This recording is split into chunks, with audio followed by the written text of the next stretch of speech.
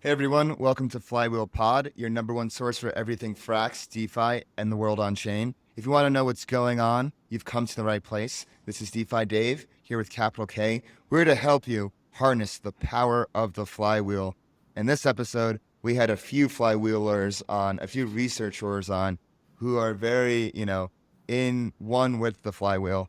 We had Chase from Messari, we had Jack from the Tie, and we had, of course, Master Threador Haym Solomon. And it was a good episode. We got like a solid roundtable, solid discussion, discussing all things Frax, DeFi, and Ethereum. Kit, what are your thoughts? My favorite part is the alpha leak at the end. So everybody, make sure you stay for Yeah. that. And Oh, we it's so cool that Haim was basically almost like our second or third guest on the show, and that was when he just kind of looked into DeFi, and then look at where he is now. He's literally talking yeah. about cryptography. I know. It's cool to think that Haym was our second episode, and I feel like Right. that was such a landmark episode for us, and also for him as well. Like after that episode, I feel like his follower count just took off, and hmm then for us, everybody was like, "Wait, like Flywheel is here. It's on the map. This is something we should pay attention to." So like, definitely like mutually beneficial for the both of us, and have this kind of reunion going on. And Yeah. then of course having Jack on, Yep. getting from having him on a few weeks ago, giving his case for the tie and the Frax partnership, and now like him giving his spicy takes about Frax, which he gets into detail on the episode, is really something to look forward to. And Yeah, then man. of course, which Yeah. yeah, go ahead. Aslan's and with Jack specifically, I'm excited for once he starts pushing out these frac specific reports and dashboards. And obviously, us being Flywheel, we're gonna get first eyes look onto that, and we would help educate Yeah, the whole community yeah, about this but institutional perspective and yeah, framing of fracs. yeah. The fact that we're going to be ambassadors to Frax on the ties platform is pretty cool. And so, yeah, let's get into it. But before we get into it, don't forget to subscribe to us on YouTube. We're at 960 subscribers. Damn. We're still close to 1,000. Let's get us there. Get Let's that get us comma. there. Yeah. Hit that bell button, subscribe. Don't forget to follow us on Twitter at FlywheelPod. Telegram, join our group at FlywheelPod. You can follow me on Twitter at DeFiDay22. You can follow me at 0x capital underscore K. And before we get the flywheel spinning on this episode, I would let well, I want to let all our builders and DAO aficionados know about FraxSwap. If you're a DAO and you're looking to have deep liquidity for your token and a place to trade in size without encountering much slippage, FraxSwap is the place to be. That is because it's a TWAM, it's basically a DCA machine, so you can facilitate trades not just one over like one moment, but over a few hours, a few days, or even a few weeks and months. So if you're a DAO looking for a place for token liquidity for your native protocol token, FraxSwap is the place to be. And now let's get the flywheel spinning. All right, everyone, we are back with the researcher roundtable at Flywheel Pod. We have Haym, Master Threader Extraordinaire. You've been absolutely going off. I love it. Jack from the Tie, you know, Master Fraximalist. And Chase, who wrote the Fire DeFi Trinity article. So we brought him on, Chase from Messari. Thanks for coming on, guys. We only have an hour, so let's get right into it. The DeFi Trinity is live. It is here. Fraxland is out. FraxSwap has been out.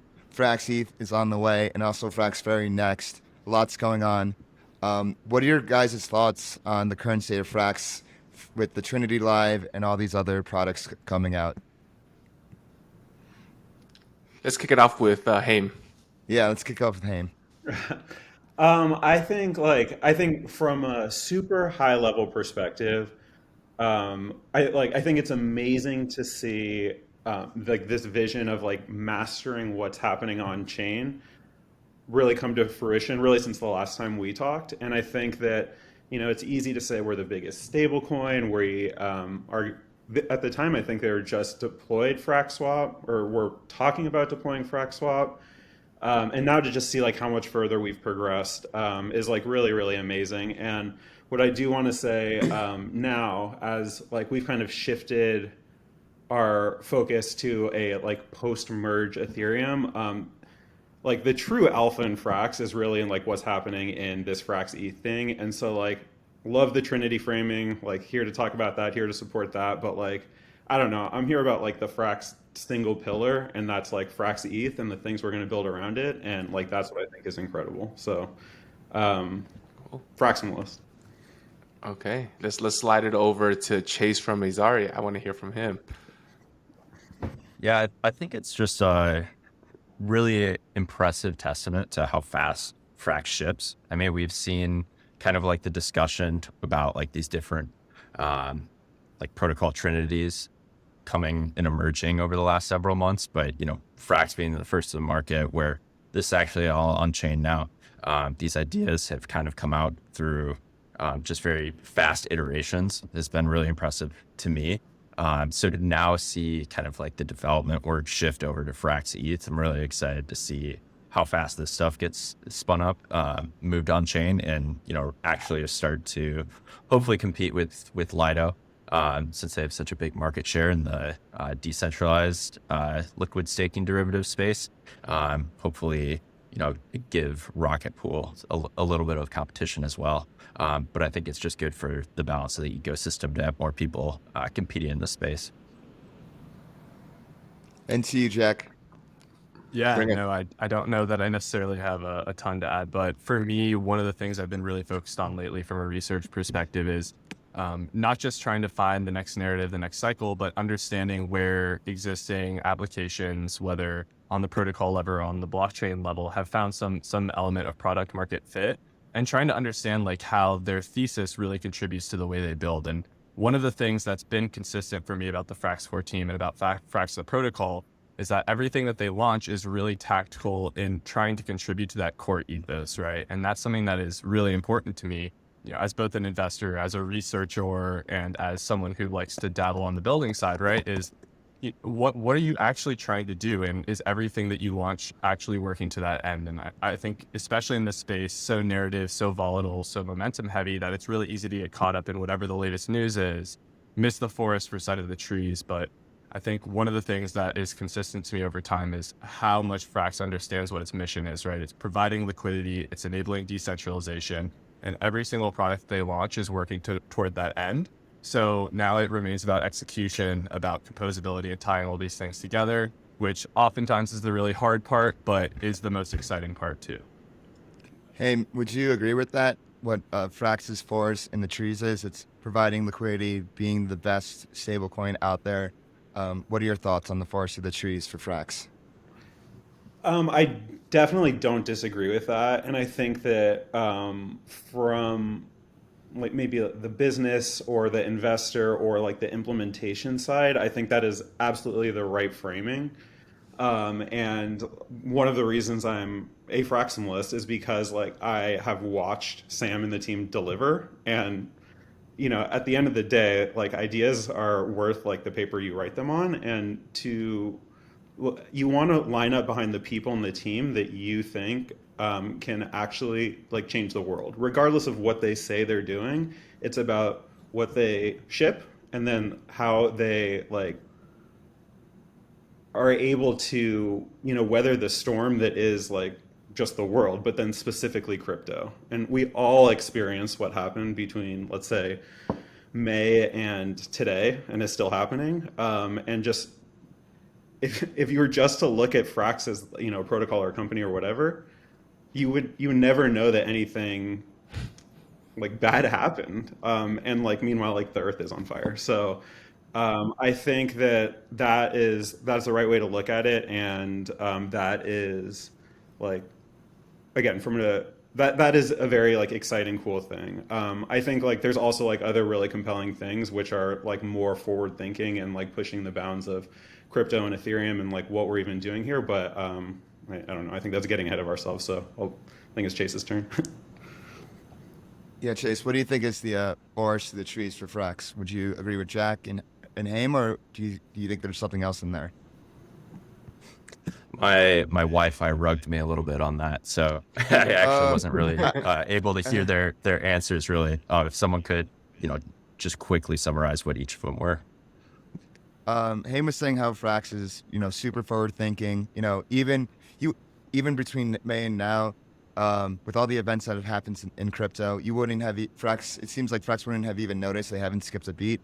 and Jack was saying like the forest of the trees is really Frax putting their heads down, focusing on their mission, which is being like the most liquid stablecoin out there, and really being a shelling point for other stablecoins, to have a pair with.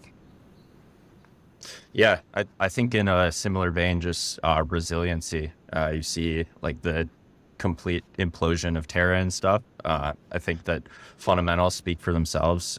You see the peg of Frax very strong throughout all of the market craziness and whatnot over the past several months. But at the end of the day, like Frax continues to ship, everything continues to work, and protocol fundamentals, I think, are stronger than ever. Yeah, and we've all been super bullish right here in the first 5-10 minutes of this, but I kind of want to like bring ourselves back down to earth. What do you guys think? Well, I'll start with Haym. What's something you think Frax can improve on? I think that, look, like I just to like frame myself as opposed to like Jack and Chase here, I think that like I am much more of like a moon boy believer in Ethereum and just like the vision that we're all driving towards. And so that is like mostly what I'm going to speak towards, and less towards like the execution layers or the I don't know, some of the like more close in stuff. So like I just want to preface everything I'm going to say about with that. Where I think there's opportunities to improve is really around helping the world understand like what we're doing here. And I think like the way the world understands Frax is basically like, oh, stable coins, they're the best stable coin. And oh, there's like money markets out there and they're deploying one of those. And oh, there's Lido, look how huge they are. We're going to get that too. And I think that that's like very helpful for the type of audience that we have. But I think for the type of audience that I'm interested in attracting, which is like true invested long-term stakeholders, I think Frax could do a lot better job of helping understand like why we're even doing any of this. Jack, what do you think? Yeah, I mean, this is our time, right, Dave? Yeah. This is Go exactly for those that aren't as in the governance forum Frax weeds as I have been over the last couple of weeks, and Dave has been consistently. We actually just agreed verbally, or I guess on-chainly, to partner with my company, the Tie and Frax, to put together a series of reports, dashboards, get Frax in front of institutions via people like Dave and the core team, have them tell Frax's story in its own words, but with a team of researchers like myself who have a lot of experience talking to institutions, helping contextualize it, helping translate some of that DeFi native jargon into topics that they understand. And even on top of all that, helping say, okay, given the expertise, the dashboarders that Dave has access to, what are the metrics that make the most sense to measure Frax protocol health for these people, right? And just providing a full suite of information from, hey, I just heard about this stablecoin Frax.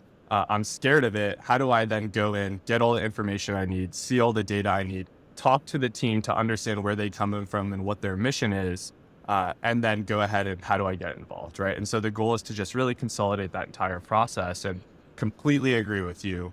If I were going to chime in and harp on something that I have talked about to Dave a million times, the one thing for me that Frax should really look to do in a more focused way, right, is, and this is honestly not Frax specific, right? This is something that's kind of symptomatic of the way crypto is built, where it was driven by these tech-focused wizards who are like, I have an idea that I want to build, right? And then for crypto to really be successful over the long term, you need to take these moonshot ideas and turn them into businesses, right? And so I think over the long term, for Frax to really get to the point where it can make the impact and have the trust that it needs to have to be successful, it needs to get to the point where there's consistent reporting from a balance sheet perspective, strict definitions on what profitability is, strict definitions on how much curve and convex am I looking to accumulate to accomplish all the liquidity provision that I need to do, right? And have an understanding of exactly what needs to be bribed to accomplish that, right? And so right now there's kind of a lot of, oh, we're going to be doing this amount of bribing for 6 months with no real thought of like, oh, if price changes over time, how does that affect things? Or if the rewards I'm accumulate change over time, how does that affect things? And I think over the long term, for people to get involved, There just needs to be a lot more clarity, standardization around some of that basic financial stuff that may seem really tedious, but is ultimately gonna be the underlying foundation that allows this protocol to scale. And even just like anecdotally, right, on Luna, like I'm not saying Frax is Luna, but what happened there, it was their costs got out of control relative to the actual assets that they had on hand and the profits that they were taking in. And a lot of that wasn't malicious. It just came from a core lack of understanding on functionality, and then a lack of reporting and tracking of actual assets, right? And so, again, like end of the day, what matters is just understanding what you've built in a variety of perspectives, and that's what I'm really excited for Frax to do next. Right. Yep, we talked about that plenty of times, and keep beating that drum. Chase, what about you? What do you think are some things Frax can improve on? Yeah, so I think my answer here is twofold. So the first point, kind of to echo what Haym and Jack just brought up, is just putting more context into what Frax is actually doing. Like the protocol's short history has gone through like a ton of crazy evolutions and stuff so far. I think to the marginal user, that's just not clear whatsoever. So if there's a way to tell a more cohesive story to get the next generation of users into Frax, the people that aren't so DeFi native, on-chain experts, like if we're talking about institutions and stuff coming into such an asset, like they need to have some of like the curve and all the craziness abstracted away from them, and also understand how the protocol has evolved to date. So like, it's AMOs that are doing a majority of the lifting here now. It's not V1 of Frax anymore, with the burn mint stuff going on and FXS getting burned. So, just making that as clear as possible and kind of reflecting that on the front end to the marginal user is point number one. I think number two is, searching for more organic adoption. And so going back to the point of, if institutions are more geared towards this now, people actually holding it for like a desire to hold like a stable asset rather than just throwing it into Curve and LPing there. I think that, we can get excited about, TVL going up and stuff. But at the same time, we need to also be wary of, what's going to be there in the long haul. And, you can't count on Curve emissions forever and stuff. And, part of the success of a stablecoin is it actually being used out in the wild. And so that's what I really look for when I'm evaluating different stables. Yeah. Could I actually make one more go ahead here? Because I completely agree with you, Chase. And especially to the point of product market fit that we were hitting on earlier, right? Like for a stable coin, what is it actually there to do? It's there to provide liquidity through a financial system, in this case, DeFi, right? And like Luna you can blur that out. But Luna messed up because they were only being used as a stable coin as like a savings mechanism in a single protocol, right? Versus like even one of the things I loved about Olympus back in the day was that they were actually trying to be used as a base pair asset for facilitating liquidity across a lot of protocols, right? And those protocols didn't end up having product market fit, so it didn't really work out super well. But that's actually what Frax should be trying to do, right? Like they have this edge in the opportunity cost of minting versus a fully collateralized by cash stablecoin. And so from a business perspective, stuff like Fraxland and FraxSwap makes sense because you're simultaneously increasing healthy network effects of minting while simultaneously increasing the core value proposition of the protocol. So completely agree on that point too. Yeah. So I've always... Yeah, go ahead, Kiet. Real quick, I just want to make an observation here. The first point across the board from all three of you is about essentially communication and Frax's ability to communicate its why to the world, communicate its strategy on how to improve its AMOs, and simply getting its next strategy to get the retail adoption. And that's kind of what, there's a free plug here for the Flywheel pod, and that's why we're here to kind of send this message out and put it all together. But I wanted to ask you guys kept mentioning a use case, a stable coins adoption, a yada yada. Like what timeline is in your mind when you say that? Are you expecting that to happen in the next year, 3, 5, 10? because retail mass adoption is a lofty goal, and I feel like everyone here has a different timeline in mind for when that is. So I would love to get thoughts from. Let's start with Chase, and then we'll work backwards. Yeah, I think I don't necessarily have like a hard date or anything. I think it so much depends on like regulations. So whenever the world wants to actually come to clarity about how stablecoins are going to be regulated, what are our actual rules around building this stuff, to me, I think that, once regulations actually come online and provide clarity for the actual like startups, builders in this space to create like products that these are tied into in the real world, that'll be hugely beneficial. And knowing what constraints that they can play within for that. However, like your guess is as good as mine when that'll actually come online. So, it could be 6 months, it could be a year, 5 years, 10 years. And so I think that is a lot more open-ended. Wait, kid, can I add something here?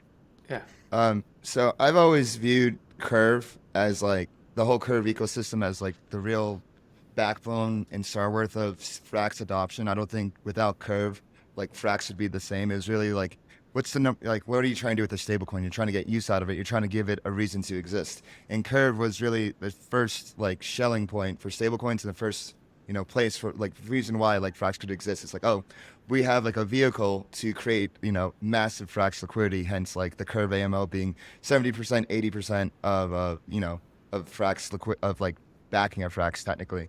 And so like Curve was like a really good bootstrap for Frax adoption. At its height, Frax was like 2.8, 2.9 billion. Right now it's in circulation right now it's 1.3 billion. And now when you say like looking forward, like what's the most important thing for a stablecoin? It's for people to hold it.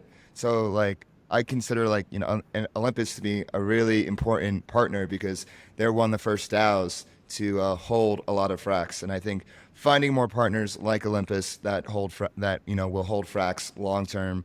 Also, I see Frax ETH as like really the spark that will get the DeFi Trinity flywheel going. And behind Frax ETH, you can do a bunch of cool different things with all the different Frax primitives. You have Frax Lend. So like, let's say like, you have Rocket Pool. You basically, have a loan, you bond 16 ETH to, get a Rocket Pool node. I imagine a similar thing with Frax Lend happening, and maybe it's not with 16 ETH, maybe it's with 4 ETH, or maybe you want to, have a Frax ETH node, but you don't have the ETH in the current moment to do it. So you can basically have like the yield from Frax ETH pay for the Frax Lend loan. So I see like, Frax ETH really being the first use case for like this Frax credit system. And like once that's proven on chain, and once real world assets get easier to onboard on chain, and Haym, I think we talked about this before, like we want, the real world to come to us, not like us to come to the real world. And so like once, the proper rails for that to happen are in place, and basically Frax has the best rates and the best numbers, then I can see like the real adoption and real bootstrap happening. Does that make sense? And Dave, let's just jump right into Frax ETH, because that's also another thing that all these three guys are excited about. I feel like the Holy Trinity is now like a given thing. It's already past news, and what's at the forefront today is Frax ETH. So let's start with Jack here. Like, what do you think is the success case for Frax ETH? What does success look like? Yeah, no, I think there's actually a few different really interesting mechanisms for Frax ETH to get uptake, right? So again, like something I'm really focused on is breaking everything down to like not core principles, but almost what I call like pragmatic core principles, in that I'm not concerned with like what is actually driving liquid staking at its core, but I'm concerned with like what's going to drive uptake practically for it, right? Especially versus incumbents like Lido and Coinbase. The biggest thing people are going to care about first and foremost is the amount of yield that they can earn on their Frax, right? And on their ETH, right? And to that end, I think that Frax has an interesting opportunity set with its relationship to Curve. And because they'll be able to boost Curve convex pools for Frax ETH, that will set some alternative baseline for, hey, here is a relatively risk-free, insofar as providing liquidity is. There's no impermanent loss, and like here's some baseline level of yield on my ETH that will help increase the baseline staking rate that Frax will be able to offer.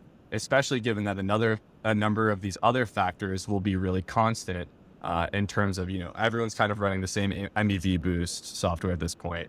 And so general increases on that front from a tech perspective are probably going to be pretty negligible in the near term.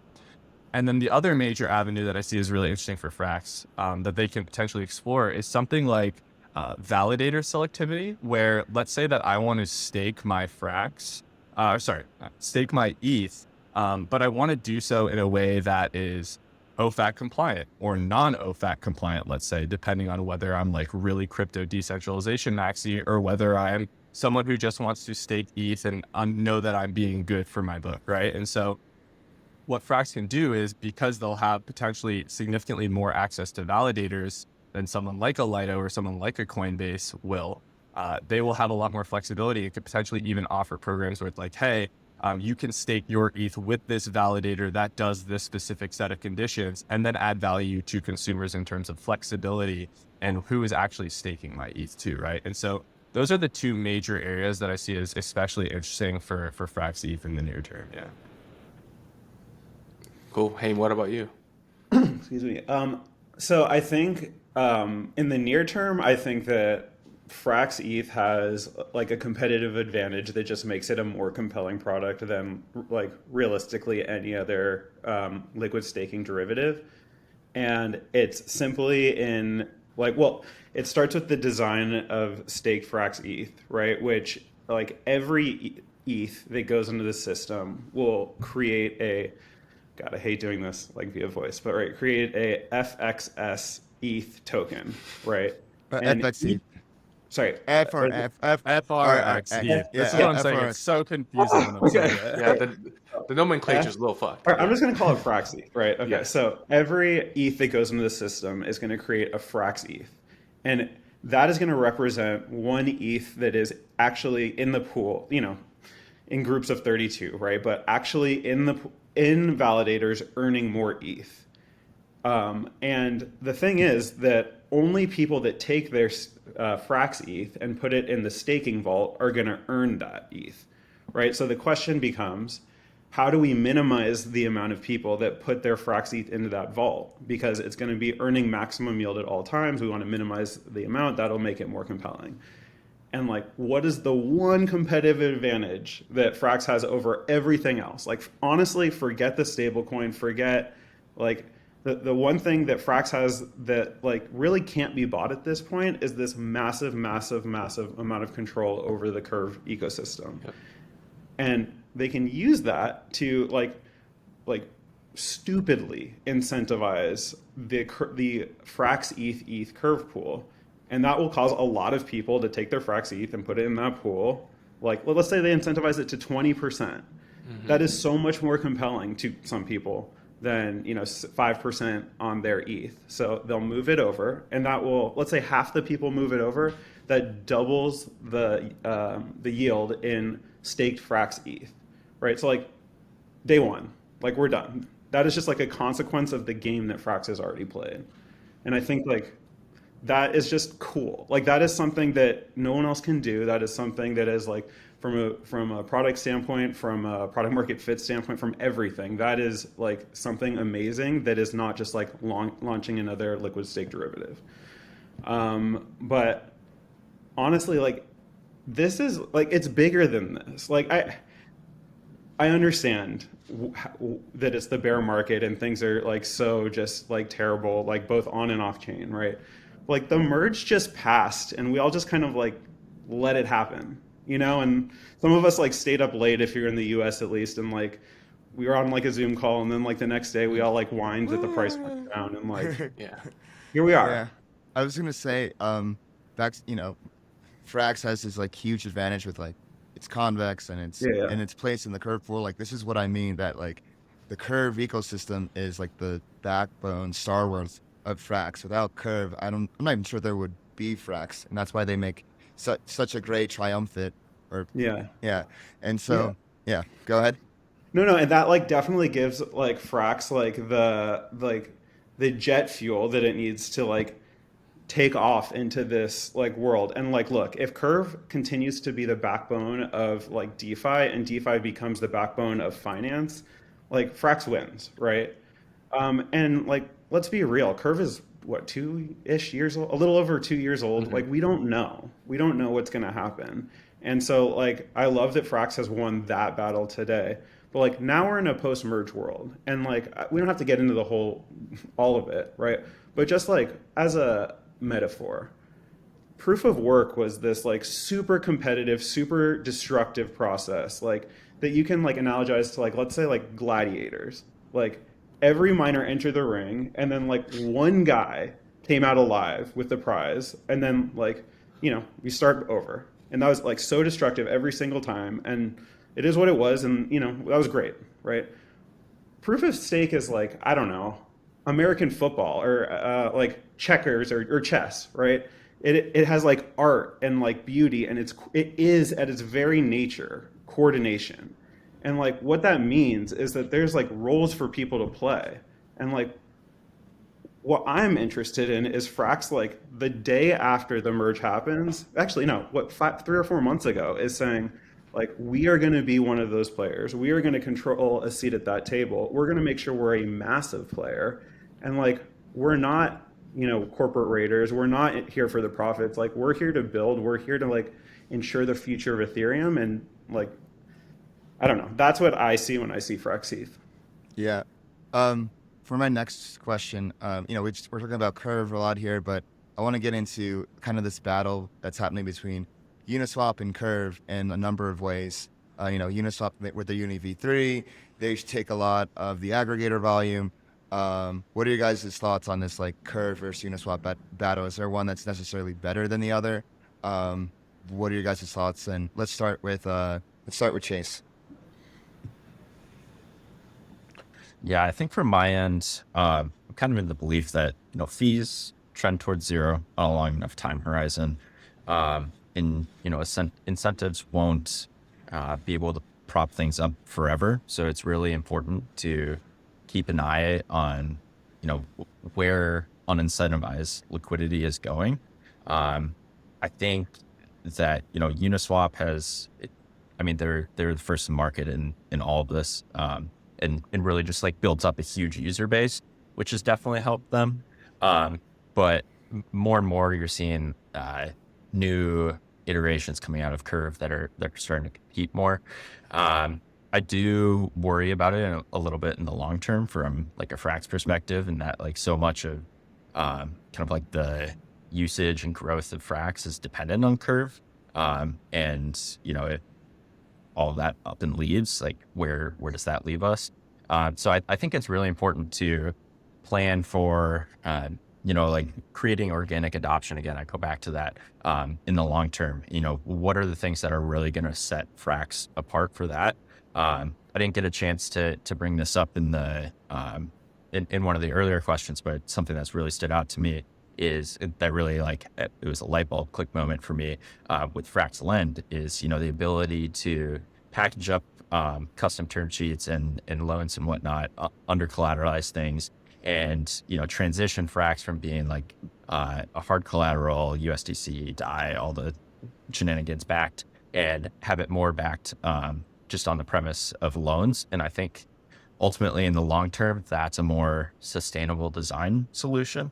And so it's things like that excite me the most about Frax potential. And ultimately what I would like to see like the long term of the protocol push towards, rather than just like so much of a focus around like Curve. Jack, so what are your thoughts? Yeah. Uniswap versus Curve. I have a lot of thoughts on Curve, and I'll get into Uniswap after, but from a basis point, like I completely agree. And is it really worth, this is a key point I get to, like, is it really worth continuing to bribe pools for added liquidity when there's currently 1.5 billion or whatever it is of net Frax liquidity that's getting traded like 500K a day, right, across all the pools? And part of it is just from a monetary perspective, like you don't necessarily even need that deep of liquidity as stuff changes, and adjusting and having flexibility in your own monetary policy, like as Frax as a stablecoin issuer, is important too, right? And that's something that I think needs to happen long term, where yes, like Curve was super important for Frax growing, and it remains super important for Frax maintaining peg. But it's important to contextualize that and understand that that is what it is relative to Frax, right? And for Frax to succeed, it needs to succeed in its own right, not because of Curve. And so like something down the line that I think needs to happen is honestly a somewhat unentwining of Frax and Curve, for better or for worse, where Curve can always be there to help support Frax liquidity and help maintain peg, but ultimately Frax should be driving as much as it can in-house, because facilitating liquidity is their key goal, right? And so down the line, that's something that I would really like to see happen.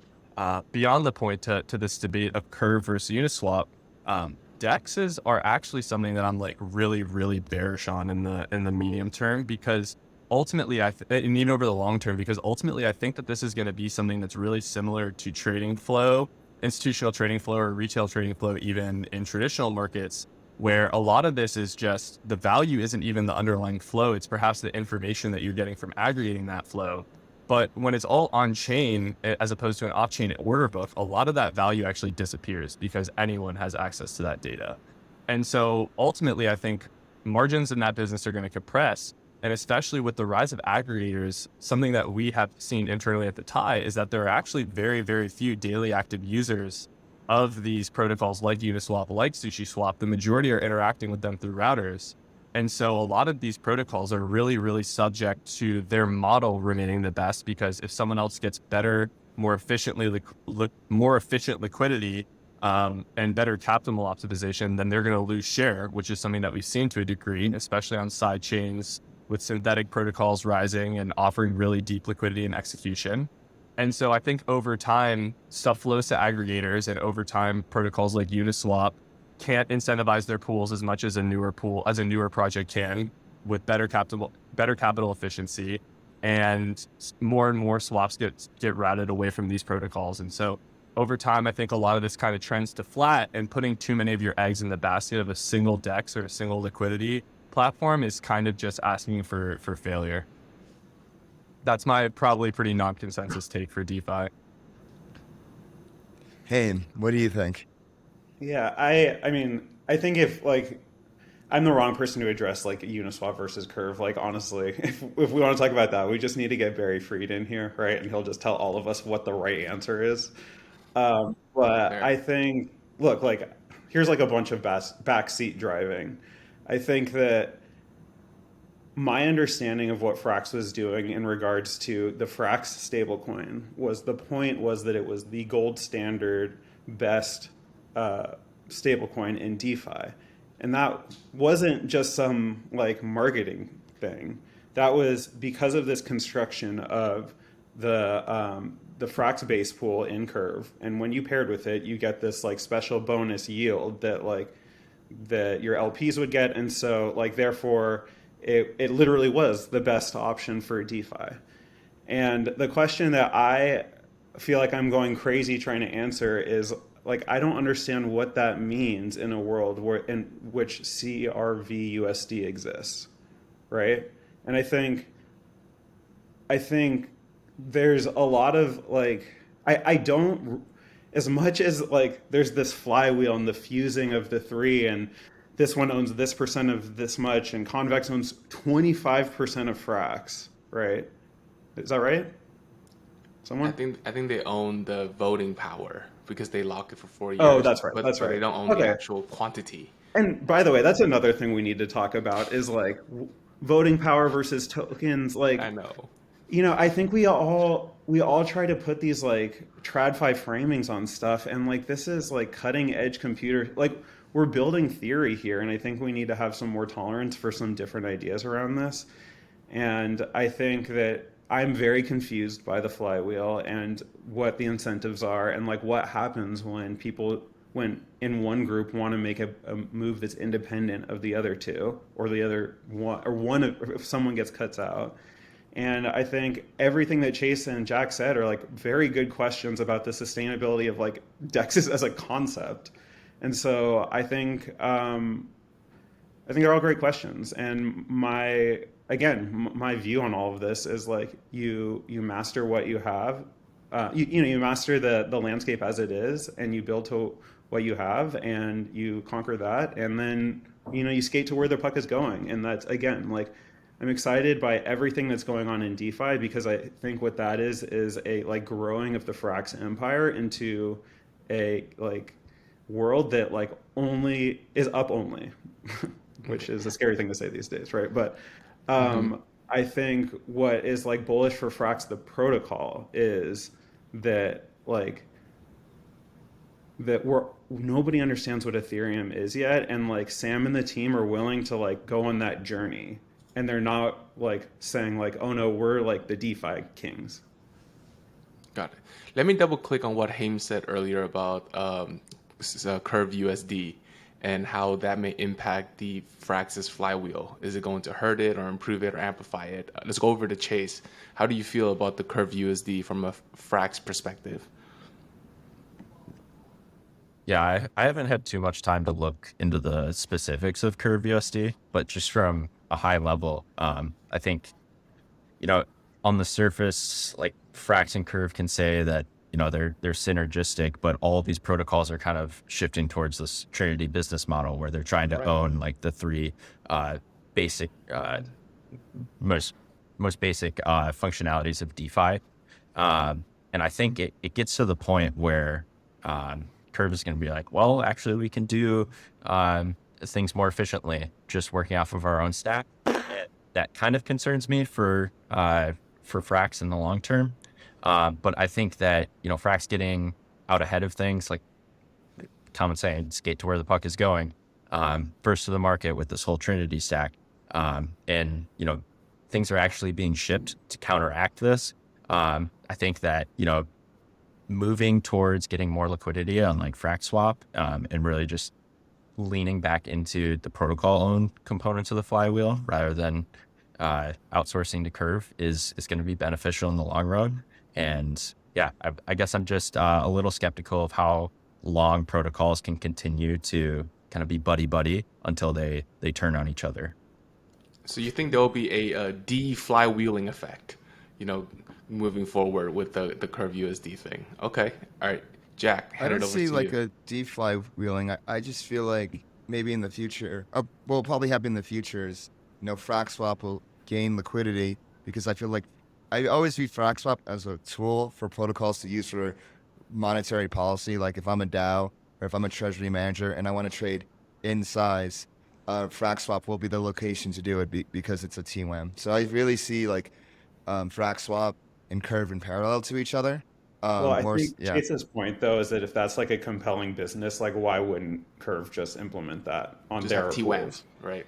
Why wouldn't they have a And TWAM? to Frax's point, like why not in the future just build a concentrated liquidity aspect as well? And then I think they are going the to stack comes in house. They did say they were going to build that in the future, actually. That's the So I'm just saying, like on a longer time horizon, like if everyone starts elbowing each other, like instead of everyone being interconnected, we're all just kind of in these more siloed ecosystems again.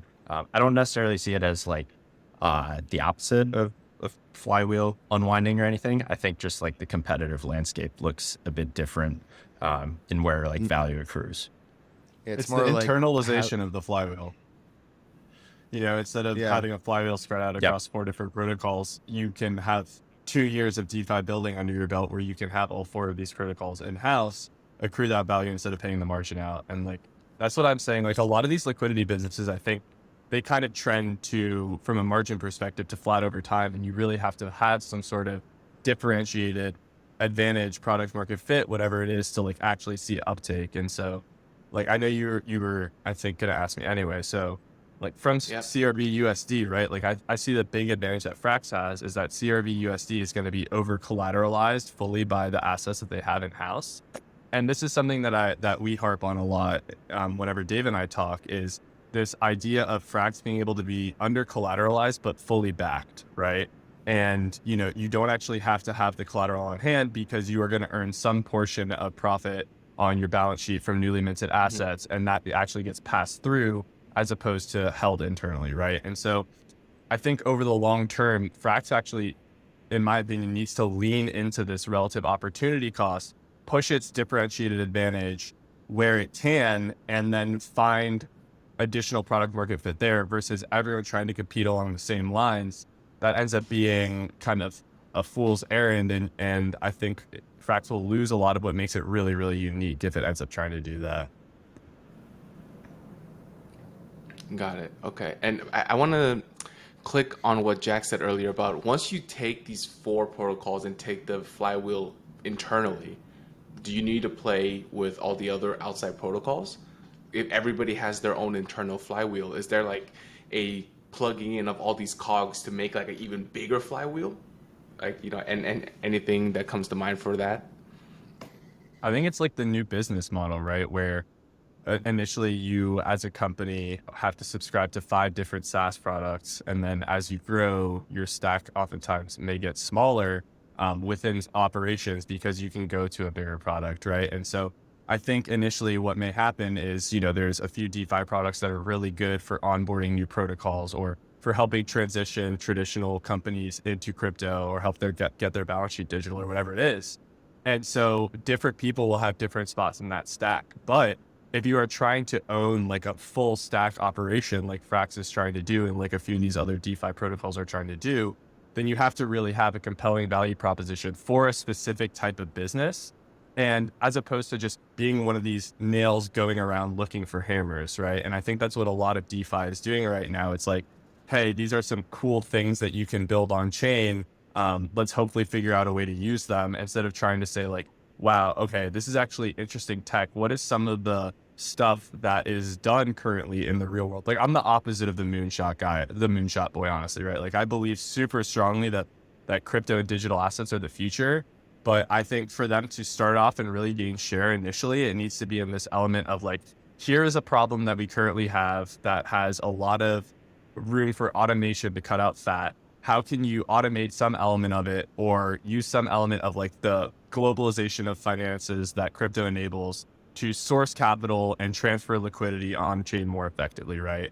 And so for me personally, I see the end goal of crypto being I can take any asset at any time, accurately price it relative to any other asset at any time, and get instant execution for it, right? And so to that end, I think that anything that works towards that is super accretive for the long-term goal.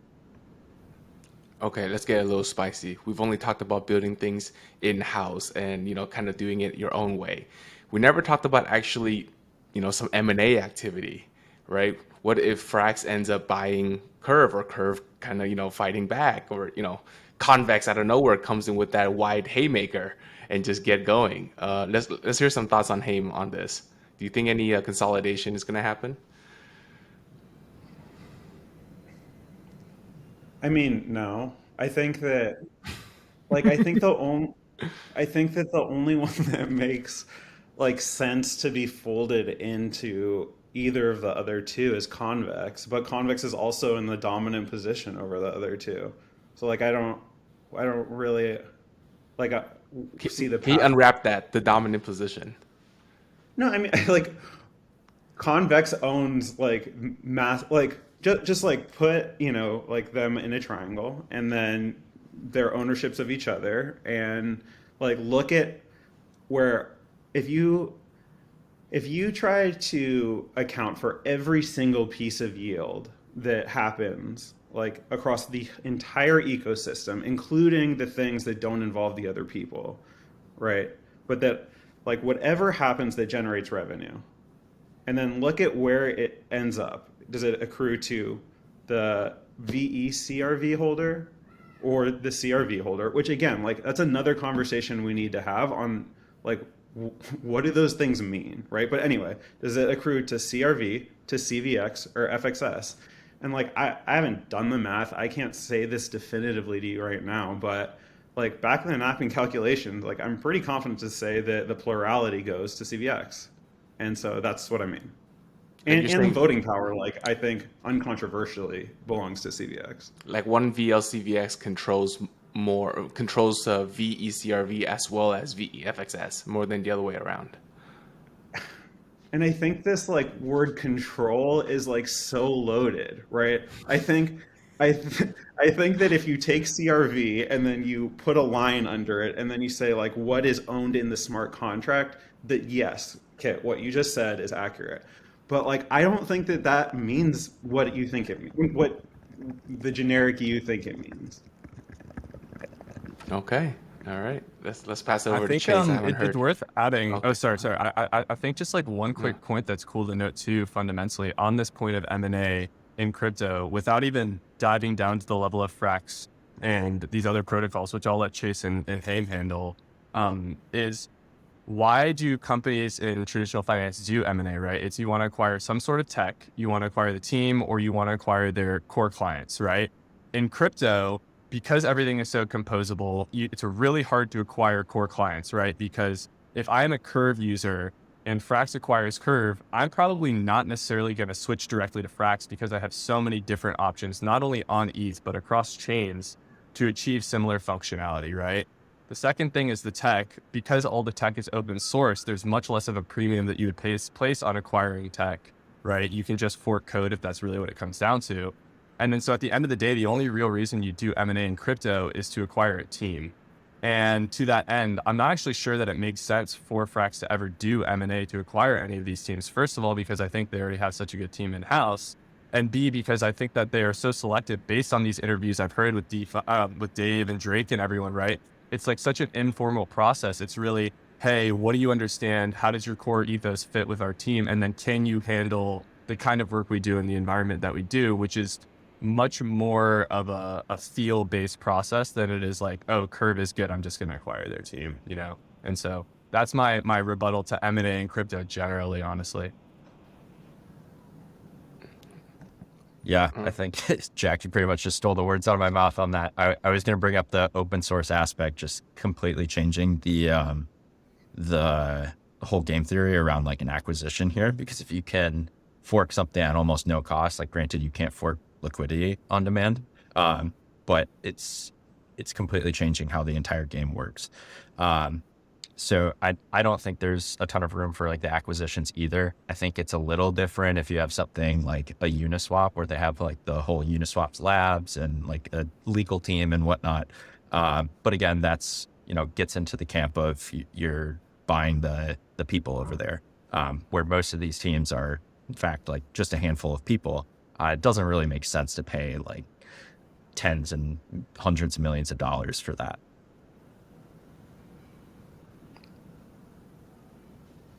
And in these case, by the way, are billions. Like these protocols, even in the bear market, are freaking massive. So like, let's keep that in perspective as well. Like Frax would need to come up with another Frax to pull something like that off. Yeah, because it's not like these are privates or something like that, right? Where you can offer cents on the dollar necessarily. Like you would have to buy all of this stuff, either OTC or I guess negotiate a deal for like majority share directly with the treasury.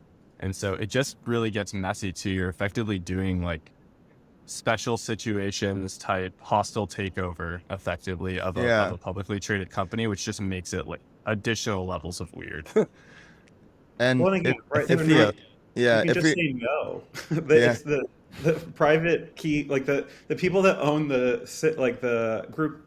What's the word? The people with the private keys can just say like, no, you didn't buy us. And something I want to add is if we look at crypto DeFi M&As over the past year, just look at Faye Rari and how that turned out. Even like going into it, it's felt like there was like a lot of tension between like the Rari community and like the terms of the deal. And then like after the deal was like went through, I'm not sure what happened to the Rari team. But like contracts got exploited, $80 million stolen. Lots of controversy around that.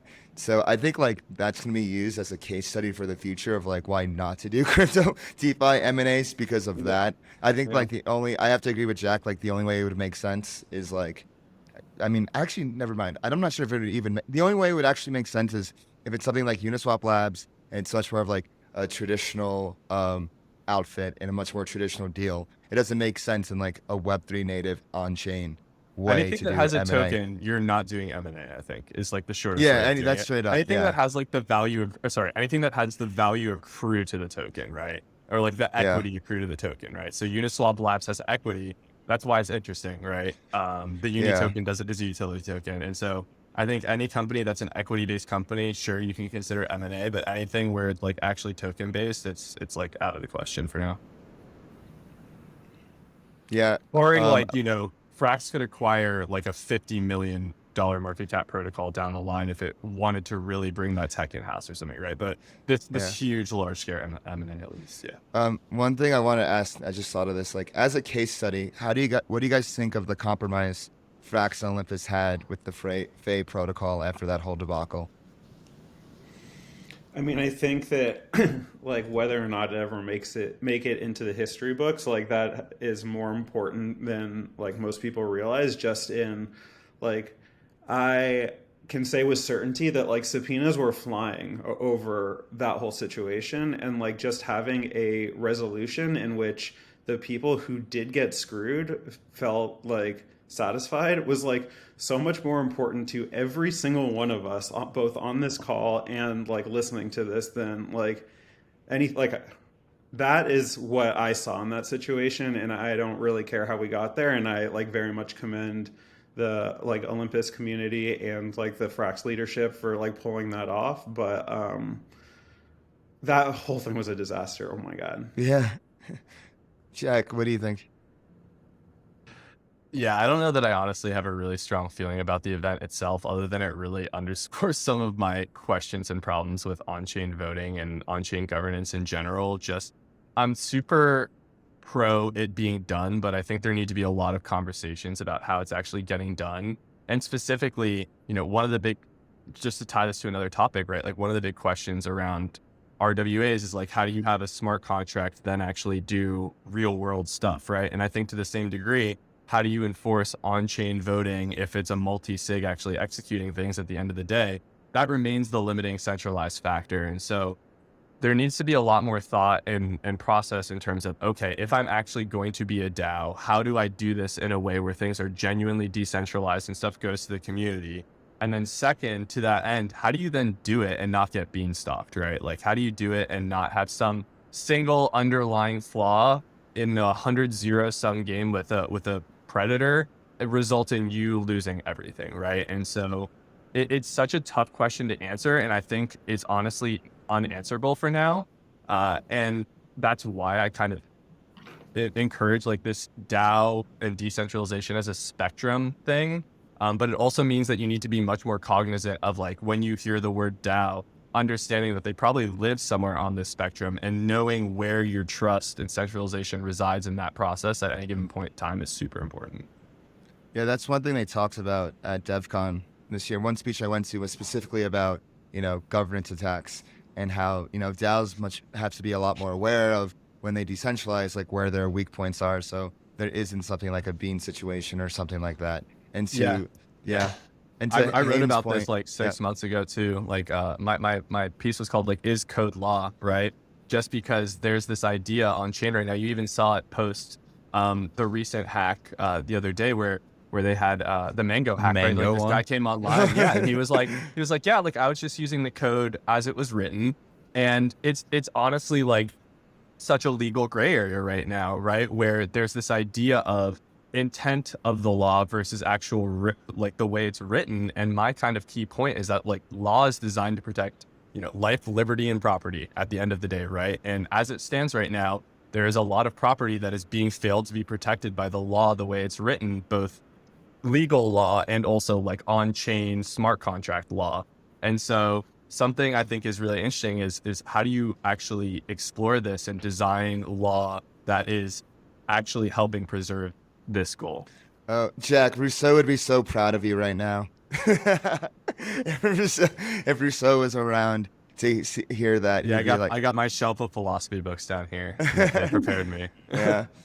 I wanted to add before with Haym, like I agree with you. I think like the fact that, Frax and Olympus were able to come to this compromise with Fey is a huge accomplishment, because if you look at like even Mt. Gox, like that's still in court. If you look at like Bitfinex, that's still like all these legal proceedings take years, if not decades. And like the same would have happened if like this compromise like didn't come about. So like the fact that we're able to like get it done on chain like that, people get their funds back within like a very, very short turnaround is actually like a huge feat. And I just wanted to add that before we continue on. And so Chase, what are your thoughts on the whole like compromise between Olympus, Frax, and Fey?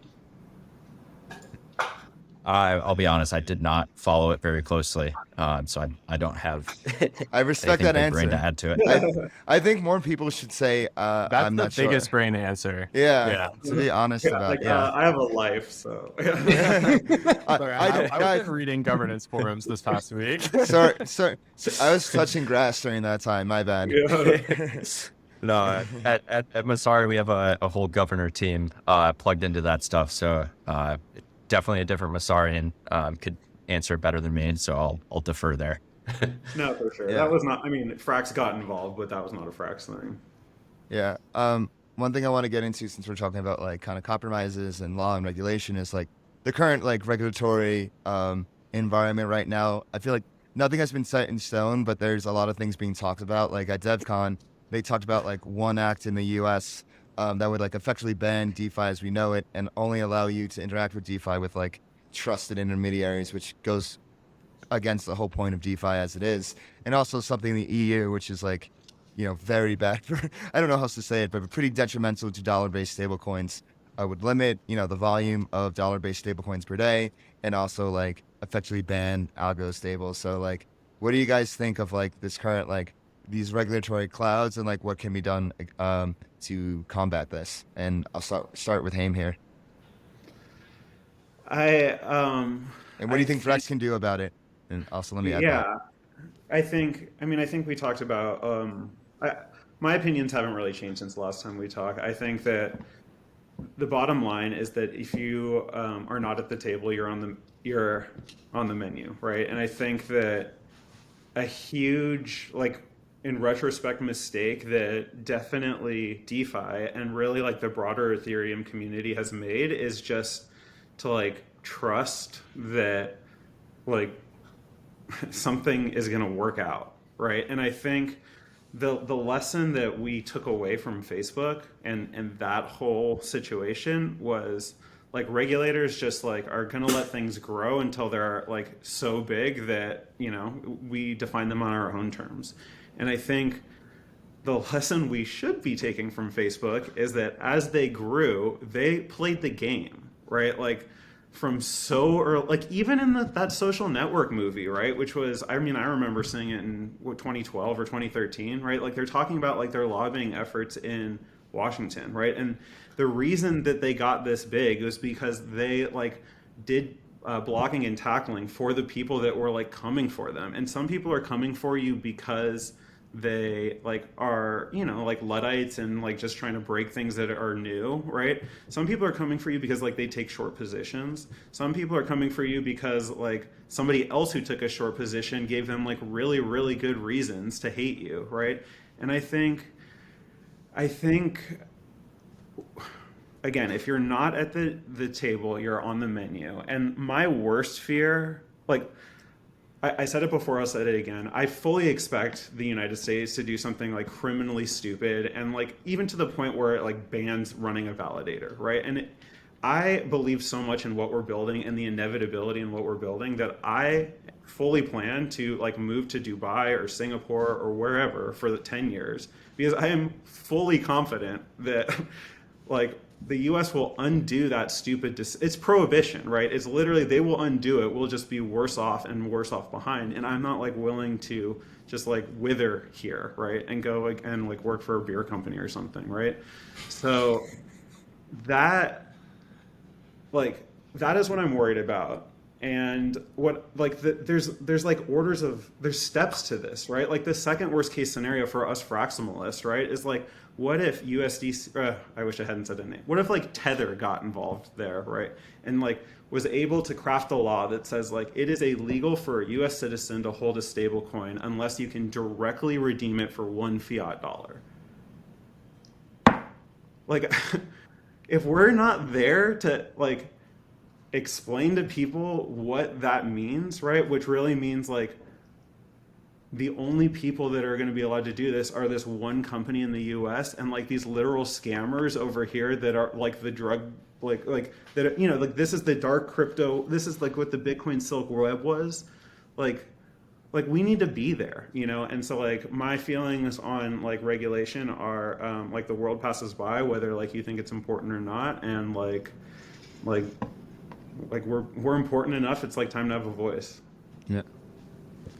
I was just thinking, like, if Fraxland, if they create loans to businesses that create jobs, and we can like send that to Washington, like, hey, look, Frax's protocol is creating jobs. Like, they'll love that shit. Like, that's like, honestly, like, I was like DevCon. That's like another thing they talked about. It's just like, what are like some things like that are like, you know, hamper down regulations. Just like you want to give like, that's a politician. If like, I even remember like way back at LizCon, this one person talks about how if like 15% of people were employed by DAOs, governments would be like less likely to take actions to restrict DAOs because so much of their population depends on them. So I think like Man, Frax should be more mindful about that. Yeah, go ahead. Exactly. Like you want to hear like a strong ground game is like if Frax like put, let's say, like $10 million aside to fund 10 companies that they worked, like Sam worked very closely with, like once a week, met with the founders.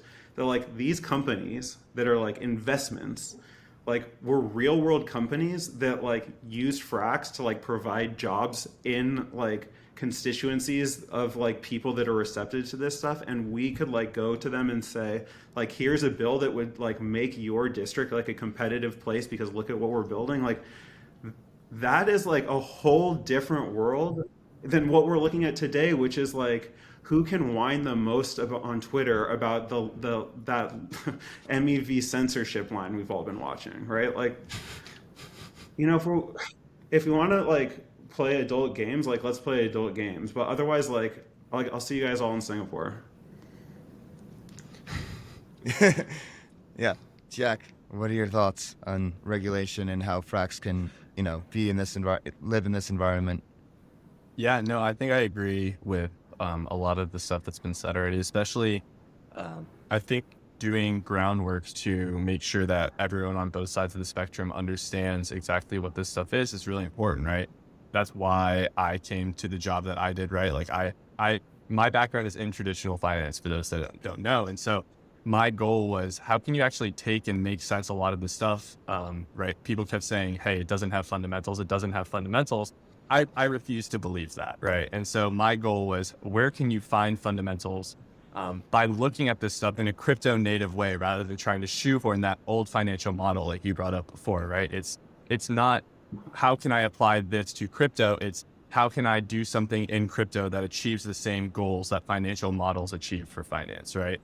And to that end, that's what we do at the Tie, right? It's how can we ingest all of the data that exists, turn it into something meaningful on a protocol by protocol, sector by sector, blockchain by blockchain basis, and then present it in a digestible way for institutions, and so like a cost-effective way for the protocol, right? And so we took $25K for a year of work with Frax and with the Flywheelpod, and then between that, we're going to be producing written content, webinar type short content to understand it, data and dashboard metrics, and then on top of that, even getting core team directly in front of institutions, whether that's through our messaging platform or whether it's through stuff like webinars, through stuff like one-on-one conversations, because we have their Calendlies integrated directly on the platform, whether it's through our annual roadshow, right? It's just getting the team in front of the right people to help them learn about what is actually going on. And so for me, that's the end goal, purely from an information perspective, and importantly from a valid information perspective, right? Like,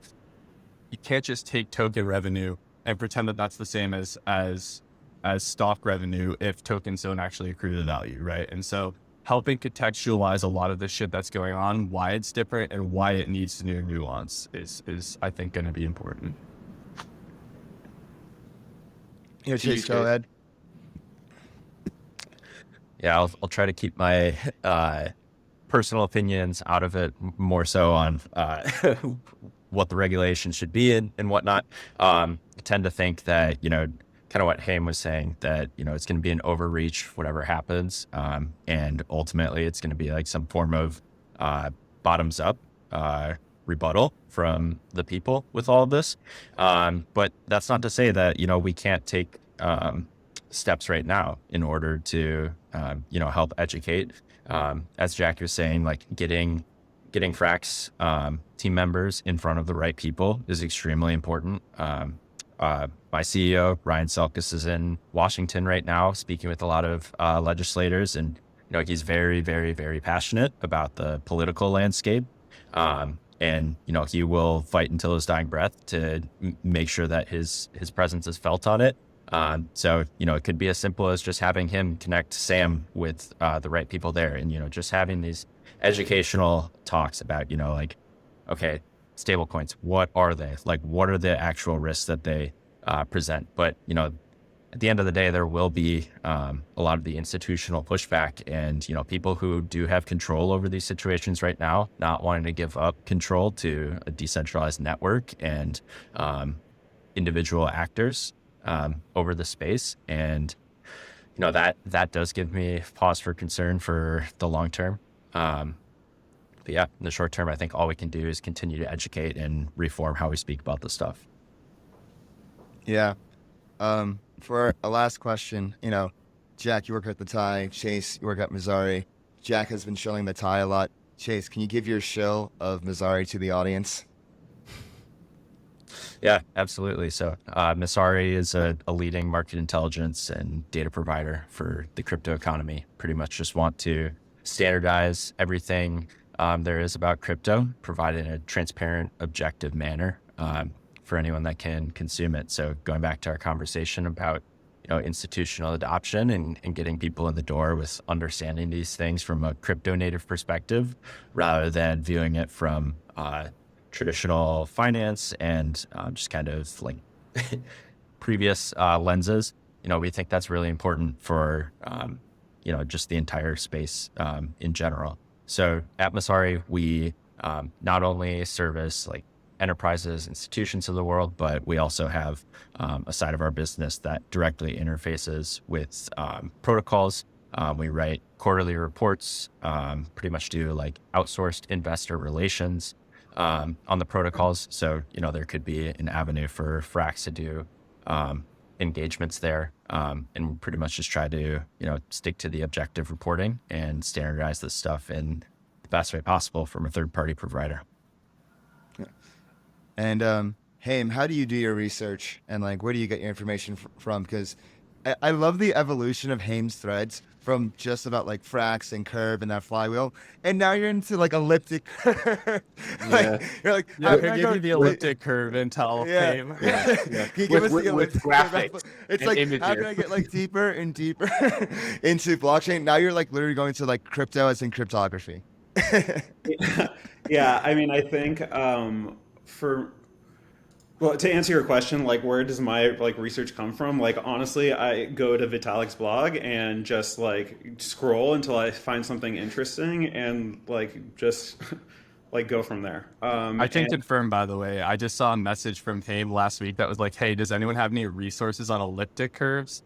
I sent him 2 extremely obtuse and long-winded articles, and then like 24 hours later, there was a 24-part thread on it. Okay, so like, this man's a machine. Like, let's be clear. Yeah. Well, thank you. But yeah, I think DeFi is like incredibly interesting, and I have like a traditional finance background, and like that is a huge reason why I'm here, and like what got me interested, and like why I'm a huge believer, and like I believe is like crypto's first product market fit. But I like. We're going through the exact same thing that happened in the 90s with the internet, right? And like the first thing that happened was that like it was madness, right? That's what it is still, right? And 1 or 2 things found product market fit, and like we found like, I don't know, personal websites, which like eventually turned into social networking, which is like a huge part of our lives today. And like maybe DeFi goes through that evolution, right? But at the same time, just to imagine what the world looks like today and how the internet is like an integral part of like literally every single waking hour of, let's say, 2 billion of the 8 billion people on this planet, it like is so hard to wrap your head around that like that it's almost like silly to like look at the one thing we have today and be like, this is why we're doing this. And so like what I'm interested in now is like to understand like why we're doing this in the first place. What is the vision of Ethereum? How like the people that are involved today are pushing that vision forward at every layer of the stack. And like I'm just a believer, and I like want to breathe life into Ethereum. And I think Frax, like I think Sam is another acolyte. And like that is why I'm a fractionalist, is because Sam and like the team that is like coalesced around him believe what I believe, and I'm here to like push that vision forward. So I don't know, Vitalik's blog. Wait, I was gonna ask. Vitalik's blog. Since you've been reading Vitalik's blog, and you know how Hayden got Uniswap's idea that formula was in Vitalik's blog, have you found any alpha or like any like future groundbreaking protocols in Vitalik's blog yet? I don't know. I mean, if you guys want like Haym Alpha, which is actually, but I don't know. We'll see where I am. Yo, let's hear some Haym Alpha. Haym let's hear Alpha. it. Haym Alpha. I just like want to understand what dank sharding means. And so Oh. Oh, I wrote on that, or rather, our team wrote on that. I can send you an article. Wait, Yeah, I did like a little bit of dank sharding snooping around DevCon. It's basically, well, there'll be like a fee market around data availability, right? That's like, yeah. That's so that's like the puck I'm skating towards right now. And then I don't know, like we'll see. But I think like if last time we were together, you asked for some alpha at the end, and like I'm not related to any institution, so like let me tell you what I'm excited about, which is like the middleware layer of between like the EVM and the real world, right? And today that's like basically one company. It's Chainlink, right? But like there is like that is what everything, that is the only thing that matters after we just like after HTTP was done, nobody's ever touched it. Like it's just there. Like we're in the like figuring out HTTP phase of Ethereum. Like what matters is this like amazing like diverse ecosystem that's going to exist at like varying levels that like directly touch the chain, which will be this like beating core settlement layer, all the way to like whatever happened to like make this phone, right? Oh, 1111. And so I think that like there is like still like a beautiful empire to build and to conquer within the EVM and within DeFi, but like the true alpha is like in this middleware layer. And so like that's again, that's why I'm interested in dank sharding. Yeah, well, we'll start wrapping up with what's everyone's alpha and what are people excited about. So Jack, what is your alpha to leave us with, and what are you excited about? Yeah, I'm excited about so much. On a work level at the Tie, like we're doing so much cool stuff on the DeFi connectivity level, and I think what Messari is doing is fantastic. I want to make that really clear, and I don't even see us as necessarily competitors because they're so focused on just like bringing up the entire tech stack to speed, whereas we're really only focused on the traditional financial and institutional layer. And so a lot of what we do isn't just like DeFi native deep dives. A lot of it's also how do you translate this stuff in the most meaningful way to this traditional investor. And a lot of what we're doing is actually really synergistic. And over the long term, it's just important to realize that we're fighting for the same, or we're playing for the same team. We're on the same ultimately, team, right? yeah. Yeah, like it's all in the name of data availability, transparency, and information, right? And so that's the goal. That's one thing I'm really excited about. And then the other thing I'm really excited about and have spent a lot of time thinking about, and this is going to be my personal plug for a panel I'm doing on Thursday with Goldfinch, Maple, and Centrifuge, is, all right, we've heard a lot about asset tokenization, real world assets. And so, a year ago, DeFi was popping, demand for leverage is high, liquidity is high. You can lend stables and organically get 5 to 10%. Off-chain rates are zero, and so opportunity cost of having dollars on chain is so low. Versus now, no demand for leverage, no liquidity, stablecoin rates are 0.5 to 2%, lower than off-chain yields, exactly. And so why would you ever want to have dollars on chain? That's question one. Two, if you have dollars on chain, how do you actually earn organic sustainable yield on them, parentheses, RWAs?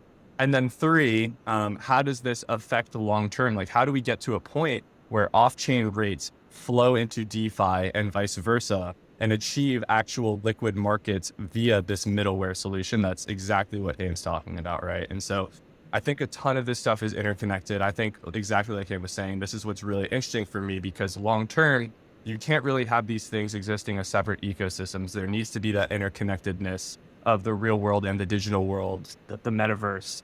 And so it's like, okay, how does that actually happen, right? And that's something that we've been spending a ton of time thinking about from both a stack and instantiation perspective on our research team. And Chase, to you. Yeah, I'll wrap it up. Just echoing what Jack said, I think it's really cool that we work in an industry where, we can be, I wouldn't say competing companies, but coexisting companies. We're all working towards, the same cause. And ultimately, it's that win and help win mentality that Balaji talks about a lot. I'd say for kind of things that I'm watching is our team is really keen on like the idea of decentralized social and ultimately like what that phenomenon will do for things like under collateralized credit markets. So getting super interested in that. A lot of the latest hackathon winners have all been social projects. The vast majority of them. Got a coworker writing about that right now. So I'm interested to see how that stuff pans out over the next 6 to 12 months or so. I think like very high level, I think Balaji's concept of the network state is fascinating. Excited to see how more of like the very early emergences of that play out. And yeah, I'll tie it back to kind of what we've been talking about with like this middleware Oracle problem, trust assumption into the real world. I think that is a really under talked about aspect of the space because we're building all these trustless systems that exist in a digitally native world. But, as soon as you try to tie two of those digitally native worlds together, i.e. like the cross-chain landscape, you run into the Oracle problem again. You run into the Oracle problem going from real world to digital. I think that more and more we're going to see kind of protocols emerge to answer all of that in one. And, maybe if Chainlink ever releases their cross-chain messaging system, I think that has dark horse candidacy for making a big splash in the cross-chain space. Yeah, either that or Layer 0 with their cross-chain messaging. Like that seems like it'll be the Man, HTTPS. I think the future is EigenLayer. Oh, I've been Oh. recently hearing about that. Yeah, man. It's that I think is like, oh, like that. If you want alpha, like there's no token. It's like in the research phase, but like that is the future of all of this. EigenLayer. We're writing What's about it Eigen- right now. what and is the EigenLayer? founder's super dope on Twitter too. He's like mad responsive, by the way. Wait, I really have to jump, by the way. So can I, are we at the we'll point wrap where up. I can, okay, We're cool. good. Yeah. We're good. Thanks Yeah, everyone very for sorry. coming on. We'll get into more another episode. We'll see you all around. Yeah, do it slow. Don't rush for me. Do it right. Yeah. Thanks everyone for coming on. This has been a great State of Frax, State of DeFi episode. Excited to have everyone on again, and we'll see you on the next one. Thanks for having us. Peace. Yeah, thanks, guys. Thank you. Thanks everyone for watching this episode of Flywheel Pod. We had the researcher roundtable on. Kiet, any final thoughts? Man, I am just kind of baffled at how deep we kind of went across the whole, not just DeFi stack, but down to the blockchain middleware layer. What? Yeah. Also to like little elliptic curves and whatnot. But yeah, I think like the thing that I took away from this most is at the end when they talked about the middleware layer connecting the real world with the world on chain. Like that is really going to be the thing that launches DeFi and Web3 to the masses into infinity. Hopefully when regulation gets clear, that can happen. Exactly. And then, I feel like it has that next cycle vibe to it of like what's going to really kick us off into that next cycle. Yeah. We had DeFi summer, which was, finance on chain. And now what's going to kick us back into the next bull is going to be the finance meet on chain, off chain, Yeah. Frax protocol creating jobs nationwide. That's the best one. Frax I am protocol gonna push paying that. income tax worldwide. Yeah. And on that note, don't forget to subscribe to us on YouTube. Don't forget to hit that bell button so you always get your daily dose of alpha from Flywheelpod. Don't forget to follow us on Twitter at Flywheelpod. Join our Telegram group at Flywheelpod. You can follow me on Twitter at DeFi Dave 22. You can follow me at 0xcapital_K. And as always, nothing said on this episode is financial or tax advice. This channel is strictly educational and is not investment advice in any form. There's no solicitation to buy or sell any assets or make financial decisions at all. This video is not tax advice. Talk to your accountant do your own research as always, and we'll see you next time.